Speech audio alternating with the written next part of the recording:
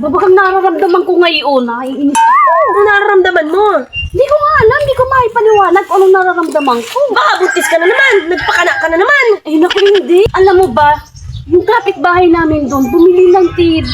Oh, eh di bumili din ako, nakita ko yung TV niya, 24 inches. Ay, bumili ako, 45 inches. Tapos, nakita ko bumili ng red, $1. Ay, kaya bumili ako, $2. Mataas pa. Yun, hindi ko nga alam kung bakit. Ay, alam ko na ang sakit mo. Wala pati yan gamot. Ingitira ka. Ayun ba yun? Oo, naku. Walang gamot ang mga scientist sa inggit. Ay, ano ba yan? Ayan, ba't ba ako nagkasakit ng ganun? Uy, Maki, anong gagawin ko?